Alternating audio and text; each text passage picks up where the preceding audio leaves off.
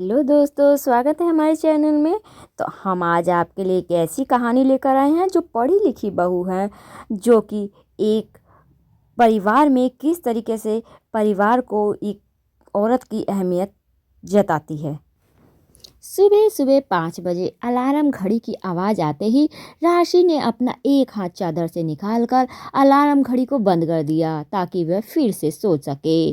अरे बहू, उतने में ही उसकी सास की आवाज़ कानों में पड़ी। अरे बहू, तुम्हारी मत मारी गई है क्या आज? कहाँ हो? क्या कर रही हो? अभी तक सवेरा नहीं हुआ, कुछ खबर भी नहीं है। जाने कब की सुबह हो गई है। आँख खोलो और देखो, सुबह के 9 बज चुके हैं और तुम हो कि चादर तान के सो रही हो। हम सबको आज तुम्हारी चाय नाश्ता मिलेगा कि नहीं? राशि बिना कुछ बोले ही उठी तो देखी तो सुबह के 5 से 9 बजे थे, लेकिन नज़र घुमाई तो बगल में उसके बच्चे भी उसके साथ ही सोए थे। तब तक राशि के पति भी, विनय, जो कि बाथरूम से बाहर आकर बोले, क्या यार, तुम भी हद करती हो। माँ को तुम्हें उठाना पड़ रहा है, बेड पर बैठी हो। इतनी देर से कोई सोता है क्या भला? तुम्हें तो पता है बिना बेड टीके में फ्रेश भी नहीं हो पाता। अब चलो उठो और जल्दी से जाओ, चाय बना कर लाओ। और तो क्या, देखो तो बेटा कैसे आंखें फाड़ कर घूर कर देख रही है। अरे माना कि इसको भगवान ने बड़ी बड़ी आंखें दी है, तो क्या इन आंखों को में शर्म लिहाज नहीं है? अब मुझे घूर कर देखना बंद कर, चलकर काम पे लग। सब चाय के इंतजार में सो रहे हैं और चाय के बिना किसी की नींद नहीं खुलती। और हाँ, मैं तो आज बिना चाय के ही नहाने जा रही हूँ।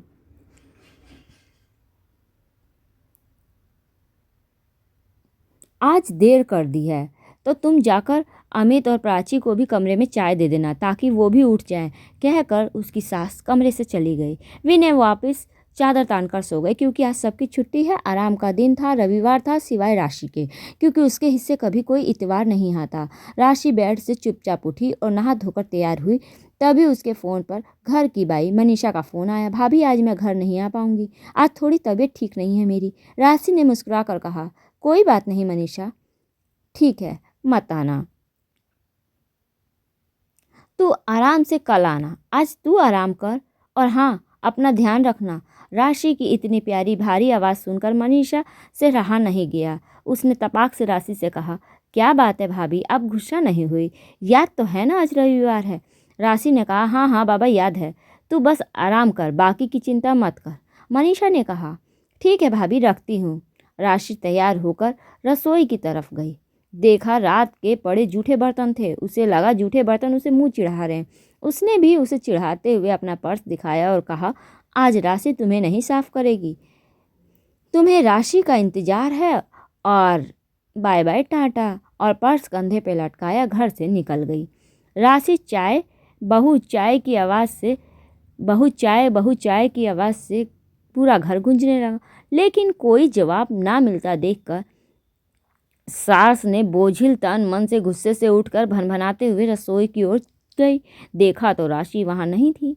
उन्होंने पूरे घर में ढूंढा, लेकिन वो घर में नहीं थी। अब सास गुस्से से पैर पटकते हुए अपने बेटे विनय के पास गई और कहा, महारानी सुबह सुबह पता नहीं कहाँ गायब हो गई। इतना सुनते ही विनय ने अलसाई हुई आवाज़ में कहा, माँ यहीं कहीं घर पे होगी, वो कहाँ जाएगी? तभी उसकी सास ने कहा, अरे आँख खोल कर अपने, मैंने पूरा घर ढूंढ लिया, कहीं नहीं मिली मुझे, तभी तो तेरे पास आई हूँ। इतना सुनते ही विनय हड़बड़ाकर आंख मीचते हुए उठा। उसने अपना फ़ोन उठाया और गुस्से में राशि को फ़ोन लगाया। उसने फ़ोन पर लगातार रिंग हो रही थी, लेकिन फ़ोन उठ नहीं रहा था, जिससे विनय की धड़कनें तेज हो गई। तभी कुछ देर बाद राशि ने फ़ोन उठाया तो उसने कहा, तुम्हारा दिमाग ठिकाने पर तो है? जहाँ भी हो फ़ौरन घर आओ। राशि ने 2 शब्द कहे, बिजी हूँ, बाद में बात करती हूँ। दरअसल राशि की शादी को 10 साल हो गए थे, लेकिन ससुराल में सास ससुर के अलावा देवर देवरानी और उनका 2 साल का बेटा और राशि के 2 बच्चे, एक 5 साल का, एक 8 साल का, घर पर रहते थे। घर में झाड़ू पोछे बर्तन के लिए बाई आती थी, लेकिन घर के बाकी सारे काम तीनों बच्चों के साथ साथ खाना, कपड़ा, राशन सब राशि की जिम्मेदारी थी, क्योंकि राशि की देवरानी प्राची नौकरी करती थी। प्राची को रसोई में काम ना करे कोई दिलचस्पी नहीं थी, ना ही उसे कोई काम आता था, लेकिन प्राची ने कभी भी राशि का अपमान नहीं किया। उसने बहुत बार अपने घर के सभी लोगों को एक रसोइया रखने के लिए कहा, लेकिन कोई माना नहीं। उसको अच्छे से पता था कि एक ही शहर में सभी रिश्तेदार होने की वजह से मेहमानों का आना जाना लगा ही रहता था।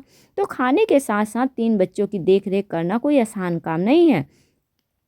इसलिए वो हर बात में राशि से कहती, भाभी, जब तक आप अपने लिए खुद नहीं होंगी, लड़ेंगी, कोई आपके लिए कुछ नहीं करेगा, फिर चाहे वो ससुराल हो या समाज या ऑफिस। इधर स्वभाव से कंजूस सासू माँ को लगता था कि घर में कोई काम है ही नहीं सिवाय खाना बनाने के। तो राशि नौकरी पर नहीं जाती तो वो घर के काम करे। पूरे घर में सिर्फ उसी की ही मलिकाव चलता था, इसलिए कोई उनके खिलाफ जाकर कोई काम नहीं करता था। राशि को घर के काम करने से कोई एतराज़ नहीं था, लेकिन राशि को उसके नौकरी ना करने की इस बात को लेकर उसकी सास उस पर बार बार ताने देती थी कि राशि तो काम नहीं करती, बहुत खलता था। राशि के हर काम में रोक टोक लगाना, उसको ताने देना उसकी आदत हो गई थी। कभी राशि से खाना बनाने में कोई गलती हो जाती तो तुरंत ही ताने मार देती, अरे कमाना वमाना जानती नहीं है, कम से कम खाना ही अच्छे से बनाने सीख लिया होता। कभी राशि की तबीयत खराब होती तो कहती, पहले तो काम पर जाने वालों को ऑफिस भेज दो, दो नाश्ता करवा दो, फिर पूरा दिन करती रहना आराम, तुमको और काम ही क्या है आराम करने के सिवाय, तुम क्या जानो काम क्या होता है। राशि को सबसे ज़्यादा गुस्सा तब आता था जब सास के साथ साथ उसके खुद के पति विनय भी उनकी हाँ में हाँ मिलाना शुरू कर देते थे। कल शाम की बात थी, शनिवार को ही यही हुआ था। राशि ने सवेरे से कुछ नहीं खाया था। थकान और सिर दर्द से उसकी हालत और ख़राब होती गई, पर घर में राशि का दर्द समझने वाला कोई नहीं था। तबीयत ठीक ना होने की वजह से वह धीरे धीरे काम पर लगी, जिस वजह से उसकी सास ने शाम की चाय थोड़ी लेट हो गई। भागती हुई राशि चाय लेकर अपनी सासू माँ के पास पहुँची तो वो टेप रिकॉर्डर की तरह उसको देखते बोलना शुरू हो गई, तुम्हारे बाप ने कौन सा कुबेर के खजाने से मेरा घर भर दिया है जो तुम जब देखो तब मौका मिलते ही महारानी जैसी अपने कमरे में जाकर एसी चालू करके पसर जाती हो। अपने मायके में कभी एसी देखा था क्या? किसी काम काज के लायक नहीं हो तुम। प्राची को देखो, दहेज भी अच्छा लाई है और 4 पैसे भी कमा कर घर में लाती है। राशि की आंखों में आंसू आ गए। वह रोए हुए मन से घर में आई। आज मेरे कमर और सिर में दर्द हो रहा है, इसलिए थोड़ा सा आराम करने क्या चली गई थी। तभी उसकी देवरानी, प्राची के माँ पापा और उसकी ननद नंदोई सब आ रहे थे जो उसी शहर में रहते थे। राशि ने सबको चाय नाश्ता कराया। तब तक प्राची भी ऑफिस से आ गई। प्राची के मम्मी पापा उनसे मिलकर जाने लगे तो राशि की सास ने कहा, अरे बहन जी अब रुकिए, खाना खाकर जाइएगा। इस पर प्राची की माँ ने कहा, समधन जी किसी और दिन आऊँगी, आज तो बिना बताए आ गई थी। अभी सब ऑफिस में जाकर थके होंगे, उन्हें भी आराम की ज़रूरत है। अब सास ने प्राची की माँ का हाथ पकड़कर बिठाते हुए कहा, अरे कैसी बात करती हैं समधन जी, कल रविवार है, बच्चे आराम करेंगे और आप भूल रही हैं हमारी बड़ी बहू वर्किंग नहीं है। आप कभी भी बिना बताए आराम से आइए, कोई दिक्कत नहीं। राशि तो दिन भर घर में फ्री ही रहती है, सब ऑफिस चले जाते हैं तो कोई काम नहीं रहता। रसोई में आकर प्राची ने कहा, भाभी आप खाना बनाने के लिए रहने दो, हम बाहर से ऑर्डर करके मंगा लेंगे। तभी वहाँ राशि की सास ननद, उन्होंने कहा, अरे प्राची तुम यहाँ क्या कर रही हो, तुम आओ अपने माँ पापा से बात करो आराम से, अभी थकी हारी हो, यहाँ राशि को करने दो, वैसे भी आज इसने सिर्फ आराम ही किया है। सब कुछ अपने कानों से सुनकर भी गुस्से से भरी राशि ने भीषण गर्मी में सबके लिए खाना बनाया खिलाया। इधर एसी में बैठकर सब खाने के मज़े ले रहे थे, लेकिन किसी ने भी मुंह से उसके लिए तारीफ के एक शब्द नहीं निकाले।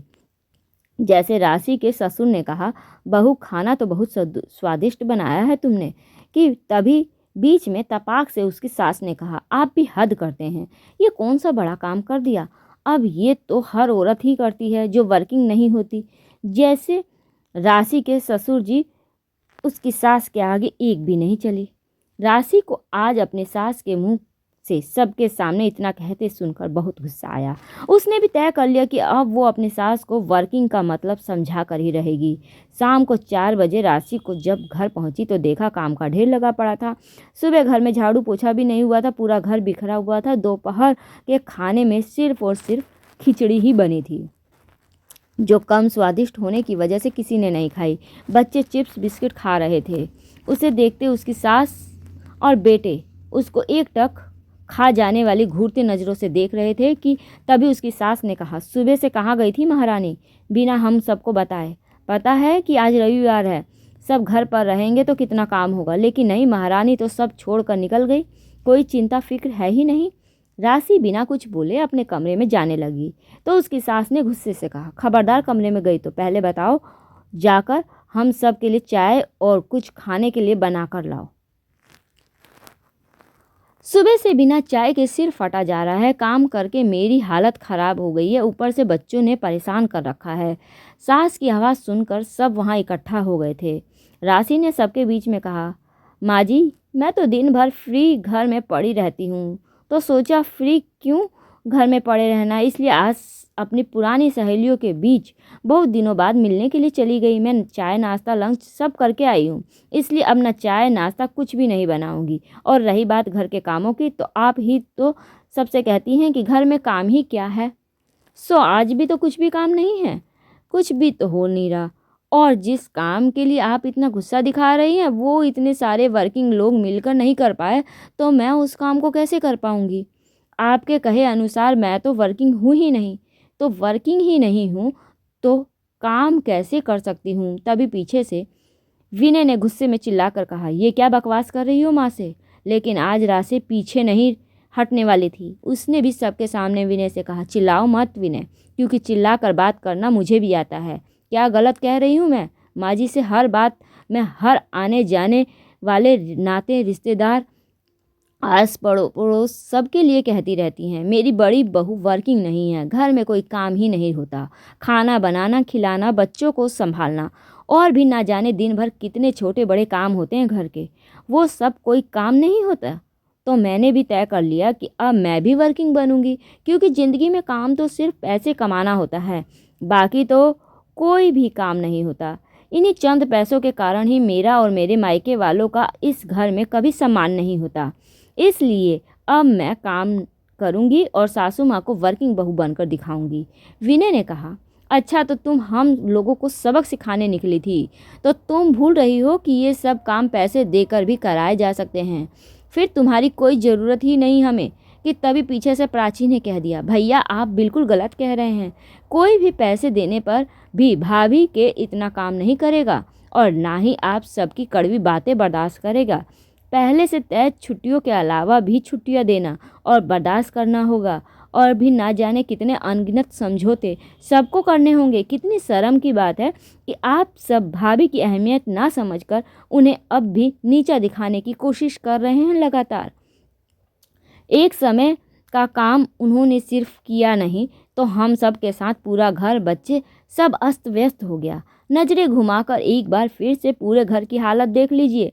भाभी भी हम सब की तरह इंसान हैं। आप लोग भूल रहे हैं कि जब कोई कुक या मेड आपको पैसे देकर लगाएंगे तो उसे भी आपको सामान और छुट्टियां तो देनी पड़ेंगी, साथ ही उसकी आप सबकी बैठी गर्मा गर्म खाना खाने की आदत भी त्यागनी होगी, और माँ जी के साथ ही आपको हर काम खुद से करने होंगे। भाभी बिल्कुल सही कह रही है, मैं पूरी तरीके से उनके साथ हूँ।